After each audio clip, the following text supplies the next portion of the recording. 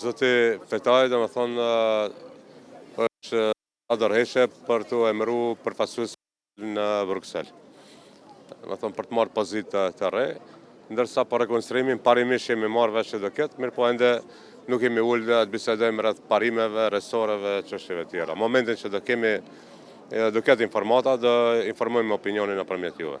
Parim jemi marrë vesh sepse ka dikun afër 50 provime profesionale, të cilat në Maqedoni, në vazhdimsi, domethënë janë mbajtur në gjuhën maqedone dhe licencat janë marrë në gjuhën maqedone. Për herë të parë në histori, pra, disa prej tyreve janë rregulluar, siç është çështja e mjekëve, stomatologëve, administratorëve dhe së fundmi edhe edukatorëve në çerdhe.